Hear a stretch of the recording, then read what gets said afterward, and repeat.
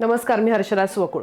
पंतप्रधान नरेंद्र मोदी यांच्या 5 दिवसांच्या परदेश दौऱ्याला सुरुवात झाली 15 मे पासून आणि तिथपासून आज आत्तापर्यंत मागच्या 5 दिवसात पेट्रोलचे दर प्रति लिटर एकूण ₹3.82 साधारण वाढलेत. भारतीयांसाठीच्या या कठीण काळात परदेश दौऱ्यावर असलेले पंतप्रधान मोदी यांचा शेवटचा स्टॉप आहे इटलीत.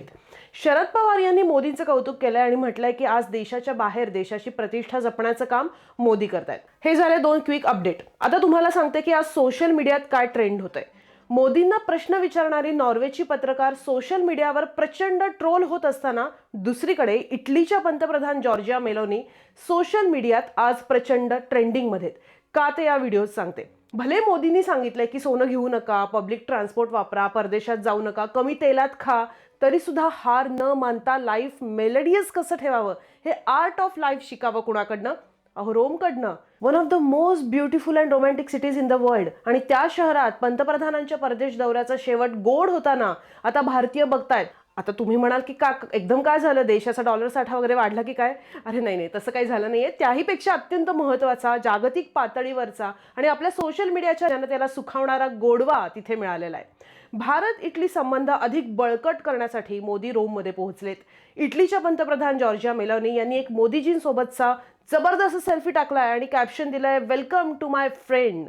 मंगळवारी इटलीची राजधानी रोममध्ये पोहोचल्यानंतर पीएम मोदी आणि पीएम मेलोनी यांनी रात्रीच्या जेवणानंतर प्रसिद्ध कोलोसियम इथे फेरफटका मारला आणि ही माहिती स्वतः नरेंद्र मोदी यांनीच त्यांच्या एक्स प्लॅटफॉर्मवर दिली आहे.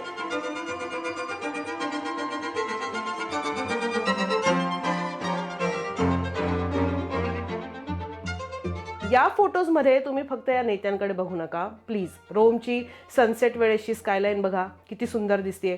बघा, पुढच्या परदेशवारीची परवानगी मिळेल तेव्हा नक्की तिकडे भेट द्या. तर हा व्हिडिओ समोर आल्यानंतर अनेकांच्या छातीत धडधडलं असेल, अर्थात विरोधकांच्या. नाही, नॉर्वेच्या बातम्या पाहून पोटात आगडोम उठण्यापेक्षा छातीत धडधडणं केव्हाही चांगलं नाही का? यानंतर मेलोनी यांनी जी पोस्ट केली ना, ती पाहून अख्खा देश मेलडीमय झालाय. Prime minister Modi brought us a gift, a very, very good toffee.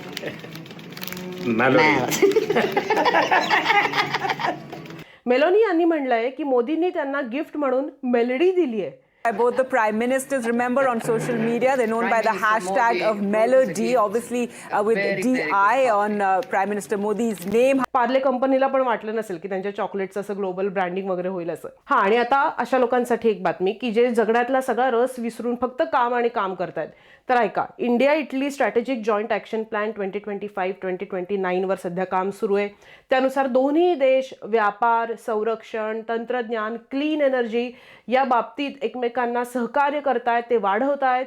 India Middle East Europe Economic Corridor म्हणजे IMEC कसलं क्लिष्ट आहे ना, तर असे क्लिष्ट आणि डोक्यावरून जाणारे काही कनेक्टिव्हिटी प्रकल्प आहेत, त्यावर पण सहकार्य वाढवतायत. या सगळ्याच्या चर्चांसाठी ॲक्च्युली नरेंद्र मोदी हे रोममध्ये गेलेत.